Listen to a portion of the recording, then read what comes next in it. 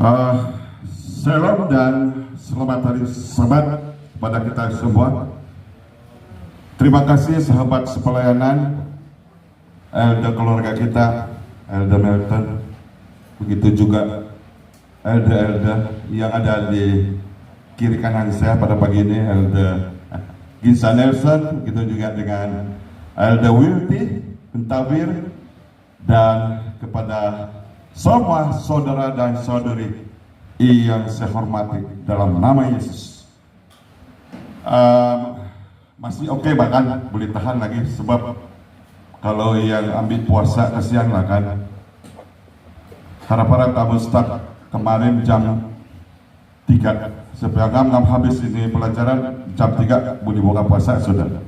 Apapun saya akan coba untuk ringkaskan ya. Pada sepanjang minggu lalu secara pribadi saya ada juga menyediakan pelajaran pendek, namun apabila mengikuti kebaktian pagi, saya ada mendengar, ada diwar-warkan untuk acara kita pada Sabat pertama tahun ini, di mana pelancaran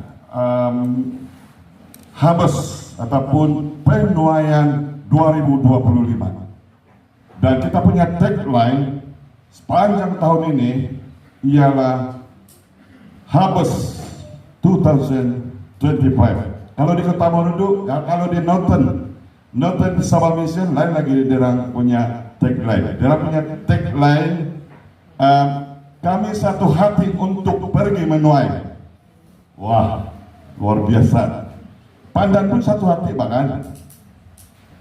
Satu hati, dia orang bukan satu hati. Oke,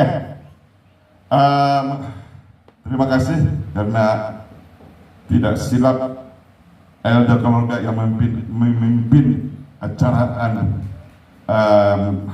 pada Sabat ini, sebab saya pun tertanya-tanya juga macam mana mau melaksanakan acara ini, dan saya ada berdoa dengan Tuhan. Tuhan, tolong saya. Pasti Tuhan ada cara yang tersendiri. Pendek saja, saya tidak war-warkan di grup, sebab memang masa pun tidak mengizinkan sudah. Ya betul cakap elder tadi, bahan pun lambat sudah. Dan pada pagi tadi dia pertama ada approach saya dan mengatakan tentang hal ini, dan beliau mengatakan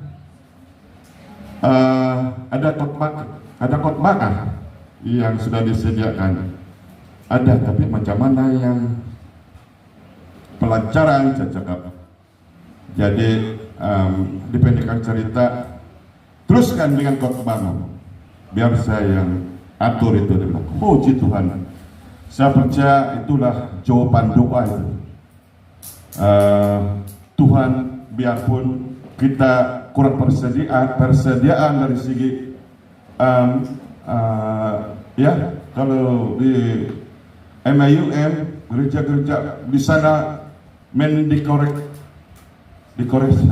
dekorasi gereja mereka dengan tanaman yang membuat hasil, seperti contoh yang paling dekat yang kita padi. Saya tidak berbicara panjang tentang itu, cuma saya terus kepada pelajaran kita. Tapi sebelum itu masih mood tahun baru, kan? Saya pun ambil kesempatan untuk mengucapkan selamat tahun baru kepada semua kita yang ada di sini. Maaf zahir dan batin, kata Elder Ginsa tadi. Dan saya percaya di ambang 31 itu macam-macam kejadian yang kita lihat. Waktu ya, saya ingat waktu remaja, sebenarnya banyak tempat sudah saya ikut-ikut celebrate acara ini.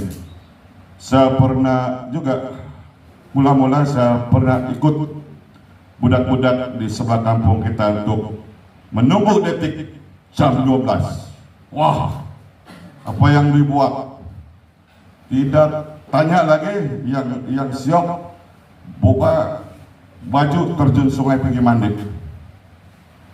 Dan dia bilang yang tua-tua dari kami sudah buang siang.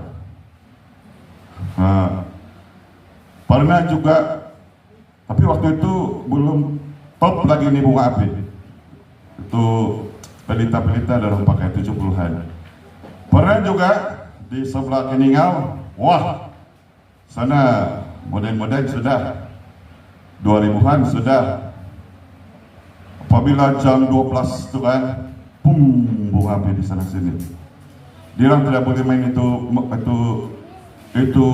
tungkobong. Kalau sebelah Keningau, kalau main meriam bulu, kena sakit. Sebab di sana waktu ada kematian saja penggunaan itu dibenarkan. Kalau tidak kematian, kalau langar bujik tungkobong, meriam bambu itu, kalau betul-betul tidak kesusahan di sana, boleh diambil tindakan, boleh sakit. Yang paling jauh saya pernah celebrate ini tukar tahun di Jipun. Tapi di sana kami kena buang di kampung. Apabila detik jam 12 itu tidak apa-apa terjadi. Ya ada. Orang asing pula yang sibuk. Tapi tidak bakal apa-apa lah, kami hormat juga undang-undang sana. Mungkin di kota-kota mungkin ada tempat-tempat yang diuntukkan untuk melancarkan bunga api itu. Dan saya percaya tempat kita pun, wah, pada 31 itu tidak payah pilih, tidak payah, habis bukan semua itu. Ada orang yang sanggup beli ratus-ratus. Saya dengar kalau yang tinggal berapa shoot, kalau yang 100 lebih shoot itu mahal lah itu. Tapi pada detik yang baru-baru, wah, kiri kanan, tidak payah beli pun, tumpang sini sana. Saya secara pribadi tiap-tiap tahun tidak pernah beli, tumpang saja. Adalah adik-adik yang beli, jiran-jiran.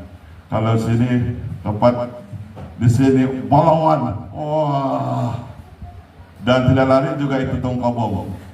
Sampai itu budak saya standby 5 tungkobong, 5 pun kuyak. Yang bertahan ada lagi sebelah sana. Oh, dia orang bertahan, tahan itu sampai saya tanya dia punya bapak tadi, apa yang pakai itu? Sampai tidak pecah sebelah. Itu tambalan saja itu, tapi saya ambil, bisa suruh dia ambil yang tebal, dia cakap. Itu budak suruh juga saya tapi ambil bambu, tapi siapa mau, saya suruh dia ambil lah di sana, banyak tuh dia bilang. Wah, kan punya serendak. Jadi kebiasaannya tahun baru itu, kalau tempat kita dia lebih sinonim. Kalau 1 hari bulan itu kan ada lah majelis kan, bertandang dari rumah ke rumah, yang pergi melawat, ada yang pergi jalan-jalan. Saya nampak posting orang kan, dia orang pergi sewa homestay, sana dia orang pergi healing waktu tahun baru. Di sini ada nggak buat begitu? Saya rasa tidak yang lebih kan. Jadi bilakah sebenarnya 1 Januari ini dipilih sebagai tahun baru? Ada yang tahu kah? Bila sebenarnya 1 Januari itu mulai diperkenalkan, dan siapa yang memperkenalkan? Oke, kita habis sedikit sebelum kita pergi pelajaran yang seterusnya. Ya, dikatakan di sini kita terhutang budi kepada orang-orang Rom kuno. Rumpuna ini adalah mereka lah yang memulakan mengistilahkan 1 hari bulan Januari itu adalah permulaan tahun baru, dan mereka sudah laksanakan pada tahun 153 sebelum Masehi. Dan selepas itu atas pengaruh politik dan ketenteraan ada negara-negara lain lagi ikut, dan kedua pengguna kalender yaitu kalender Julian, kamu tahu itu apa maksudnya kalender Julian, dan kalender Gregorian, kalau yang pakar-pakar bahasa tahu itu pun sudah mulai menggunakan. Dan pada tahun 1582 mereka ataupun ini yang guna kalender Gregorian pun sudah mulai celebrate ini tahun baru, guna 1 hari bulan Januari sebagai tahun baru mereka. Dan kebanyakan negara ini adalah negara Katolik, dan selepas itu berkembang dan begitulah cerita dia. Ada banyak lagi cerita dia, tapi saya bukan ke topik sana. Jadi persoalannya sekarang bagaimana perayaan tahun baru ini secara alkitabiah. Oke. Tapi sebelum itu saya bawa lagi kita semua di dalam doa. Mari kita berdoa. Bapa di surga, kami tidak bosan balik-balik untuk memanggil Bapa. Pada saat ini kami sudah ke topik untuk mempelajari satu topik bagaimana sebenarnya merayakan tahun baru ini secara alkitabiah. Bantu hamba-Mu Tuhan, agar apapun yang dapat dikongsikan itu sesuai dengan kehendak-Mu. Terima kasih Tuhan karena mendengar, menjawab. Kami minta di dalam nama Yesus. Amin. Mari kita lihat bagaimana kebiasaan orang-orang di zaman Alkitabiah menyambut dan menggunakan tahun baru. Adakah di antara kita membaca dalam Perjanjian Lama 1 hari bulan Januari itu adalah hari tahun baru? Mari kita teruskan. Macam ada lain sedikit itu kalau Perjanjian Lama, macam bukan 1 hari bulan, macam ada kiraan pada bulan yang ke-7 dia bilang. Tapi oke, mari kita tengok. Perayaan tahun baru bangsa Israel yang disebut Rosh Hashanah biasanya melibatkan satu pesta yang disertai dengan makan bersama, musik, tarian, dan lagu-lagu. Nah, tidak juga jauh kan dengan acara yang kita buat sekarang. Dan sebenarnya tidak juga jauh dengan apa yang kita buat sekarang. Cuma pada masa ataupun zaman Israel, ia lebih berpusat kepada perayaan ini lebih berpusat maksudnya kepada penyembahan kepada Allah ataupun penyembahan kepada Tuhan. Seingat di tahun 70-an, kalau musim Christmas membaca pikatan padet. Tapi kalau yang 1 hari bulan dia lihat, betul-betul dia lihat, dia tidak pergi mengatam padet. Dan sekarang baru saya bertanya-tanya, apabila saya membaca ini, itu pula saya bilang, tapi tiada juga penjelasan daripada mama saya. Tapi secara jujur pada tahun 70-an, 80-an pun masih terbawa-bawa itu. Satu hari bulan dia betul-betul lihat. Christmas dan tiap hari dia langgar saja. Sebab ada yang akan cara kita sebagai penganut kalau Christmas ini lain, kita punya prinsip. Mari kita tengok, kita teruskan, kita lihat di dalam Imamat 23 ayat 23 hingga 25.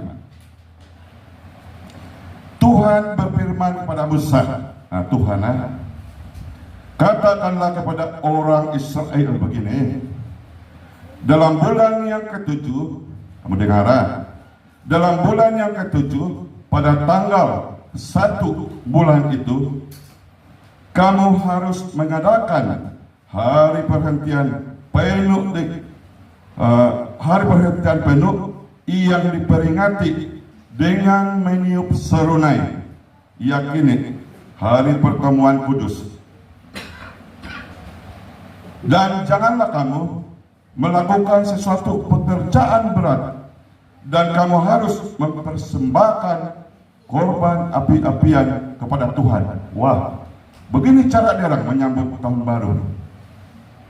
Tapi saya tertanya pula, bulan ke-7 itu bulan berapa? Nah, mari kita teruskan lagi di dalam Bilangan 29 ayat 1 hingga 6. Pada bulan yang ke-7, yaitu pada tanggal 1 bulan itu, haruslah kamu mengadakan pertemuan yang kudus. Maka dengan tidak boleh kamu melakukan sesuatu pekerjaan berat. Itulah hari peniupan serunai bagimu. Dan pada waktu itu haruslah kamu mengolah sebagai korban bakaran menjadi bau yang menyenangkan bagi Tuhan, juga sebagai korban sajiannya. Tepung yang terbaik diolah dengan minyak, dan seekor kambing jantan sebagai korban penghapus dosa untuk mengadakan perdamaian bagimu, sesuai dengan peraturannya, menjadi bau yang menyenangkan, suatu korban api-apian bagi Tuhan. Nah, apa pandangan Yesus tentang hal ini? Ya, seiring dengan masa atau waktu, perayaan ini sebenarnya menjadi lebih kontroversial, lebih kepada tempat, prosedur, dan persyaratan perayaan yang ditentukan secara legalistik oleh para pemimpin. Jadi maka tidak heranlah Yesus menekan dengan pentingnya roh penyembahan, ya, roh penyembahan daripada penampilan. Dan di dalam, seperti yang kita tahu, di dalam percakapan Yesus dengan seorang wanita di sebuah sumur, yang menyatakan, kita boleh lihat di dalam Yohanes 4 ayat 23, mengatakan penyembah-penyembah benar akan menyembah Bapa dalam roh dan kebenaran, sebab Bapa menghendaki penyembah-penyembah demikian. Yohanes 4 ayat 23. Yom Kippur, apa ini Yom Kippur ini? Mari kita teruskan lagi, sedikit masa lagi. Sebenarnya seperti yang saya katakan awal lagi tadi, Yom Kippur ini sebenarnya Rosh Hashanah yang dilaksanakan selama 2 hari. 2 hari adalah awal dari 10 hari perayaan terbesar Yahudi menuju Yom Kippur, ataupun Yom Kippur ini adalah hari penebusan ataupun hari perdamaian, juga hari Grafira. Tidak seperti hari raya lain. Yom Kippur adalah hari puasa dan pertobatan. Kita boleh rujuk di dalam Imamat 16. Di sana dikatakan semua ini tentang macam mana ini hari raya perdamaian. Dan sedikit di sini, hari raya perdamaian ini orang-orang akan mempertimbangkan dosa-dosa yang telah mereka lakukan selama 2 tahun.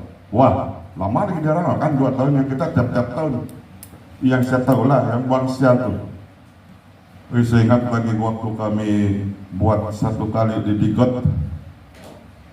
Sekali tepat jam 12 terjun di laut, buang segala apa yang melekat di badan, naik dan tukar pakaian. Sekali waktu itu waktu pasan, sekali pagi air sudah surut. Wah, banyak itu bararut sangkut di batu karang sana. Ada yang cantik lagi. Nasib saya tidak buang sapunya, sebab saya malu kalau saya buang, nampak kedapatan yang M16 sudah timbak berlubang-lubang.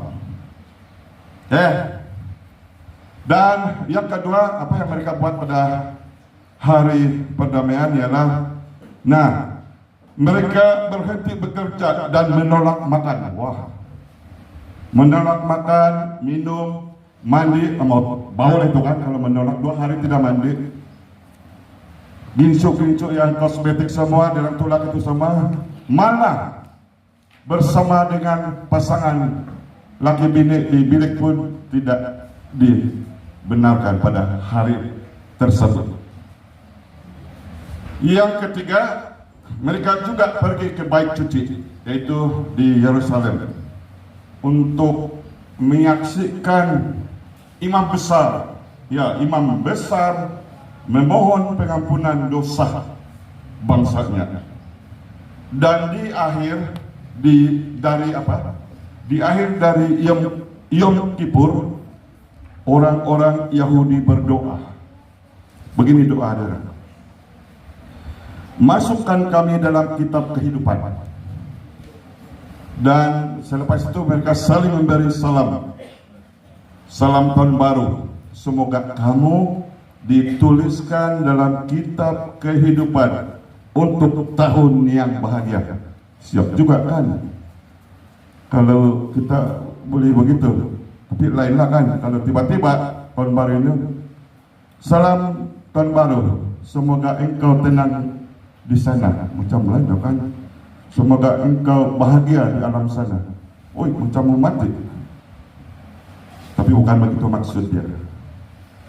Mari kita ada sedikit lagi panjang bulan.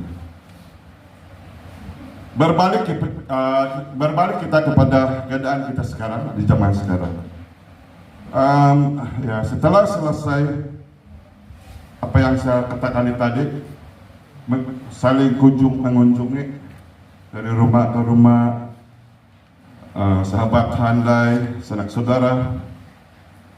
Satu yang kadang-kadang kita lupa, tapi nasihat di sini, mari kita berfokus kepada Tuhan dan keimanan pribadi,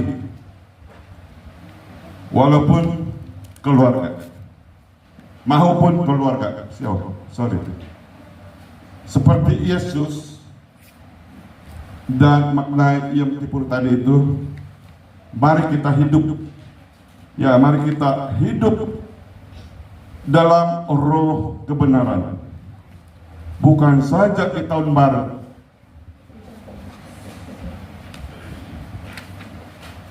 bukan saja di tahun baru setiap tahun, tetapi setiap kali kita bangun pagi, marilah mulakan suatu permulaan yang baru dalam 365 hari kita bangun pagi, kita mulakan dengan baru. Maksudnya, kalau tunggu dulu 31, lama kan? Ada yang beginilah, tentu dia paling dekat. Apa aja tahun baru? Kami waktu remaja, jam baru saya tahun ini saya pergi gereja. Jam tahun baru saya tahun ini saya mau berhenti, sudah mau ginum. 1 hari bulan 1, 2 hari bulan 1, wah, sahabat pertama dalam tahun, wah, dia ada pergi sembahyang, dia ada pergi, dia tidak lagi dapat sama-sama tubuh dagang mau ginum. Bulan 2, oke lagi, bulan 3 mulai sudah. Jadi bulan 5 itu ngam-ngam kamatan, nah ramai dia sudah. Jadi dia bilang, oh sempat lagi minta balik nih, bulan 12 tuh, tukar tahun, baru sudah balik, alang-alang lah dia bilang. Jangan kita beranggapan begitu, saudara dan saudari yang saya hormati. Mari kita, memang kita semua ini tidak lari. Kita tinggal di dunia yang penuh dengan dosa. Boleh dikatakan, ada orang mengatakan kita keluar pintu rumah sejak dosa sudah. No, di dalam rumah sendiri pun berdosa sudah. Sebenarnya banyak yang boleh mendatangkan dosa. Tapi mari kita sahut cabaran ini. Biarlah setiap pagi itu kita baru, kita buat lagi. Kalau kita gagal kemarin, kita buat lagi dulu. Untuk biarlah drying lah, kita buat saja. Nanti jangan tunggu bulan 12 baru mau buat baru. Bagi kita sebagai penganut Yesus, mari kita buat permulaan baru itu setiap bangun pagi. Dan Tuhan, ya, sesuai dengan kita punya tema tahun ini, bukan Impact Malaysia, Harvest 2024. Sebenarnya Tuhan melakukan banyak keajaiban di dalam beberapa tahun kebelakangan ini. Ya, banyak yang kita tidak sadar. Ramai orang sebenarnya mencari Dia, mencari Tuhan. Bersama di dalam doa, puasa, Roh Kudus juga telah membawa pertobatan, semangat baru untuk penginjilan, menghidupkan kembali gereja. Ya, pada beberapa tahun yang lalu, sejak PKP, tidak lagi sekali buka gereja, tidak buka itu gereja. Tertidur, inilah maksudnya. Dan memulihkan hubungan. Jadi, puji Tuhan, mari kita tengok hal-hal ini. Mari kita buat satu komitmen untuk menyahut Harvest 2025. Itulah doa dan harapan saya. Biarlah kalau kita tidak jangkau yang jauh, tapi percayalah, kita boleh jangkau yang dekat-dekat. Tuhan itu sudah berjanji kepada kita bahwa tiada yang kita ini tidak tahu. Seperti yang dinyatakan Elda tadi, aku kaya. Saya pun terpikir, saya katakan kepada Saul saya, saya tidak dapat ini keadaan fisikal, saya bilang, saya silap juga. Terima kasih dengan peringatan ini. Inilah kebaikannya apabila kita mau belajar atau mau buat komitmen untuk lebih dekat kepada Tuhan. Jadi Mungkin dalam masa terdekat ini kita akan mengadakan 10 malam berdoa lagi. Walaupun siapa yang akan mengendalikan, mari kita bukan ketua gereja, bukan diakon, dan bukan siapa-siapa. Mari kita semua jalankan itu nanti. Saya dipahamkan kalau kanak-kanak akan bermula pada 8 hari bulan Januari kalau tidak silap dengar. Mungkin silap, kalau tidak silap sama-sama itu macam tahun lalu. Jadi biarlah kita jangan tunggu ujung tahun baru-baru. Biarlah setiap pagi kita baru. Oke. Jadi kiranya pelajaran pendek di awal tahun baru 2025 ini menjadi berkat kepada kita semua. Tuhan memberkati.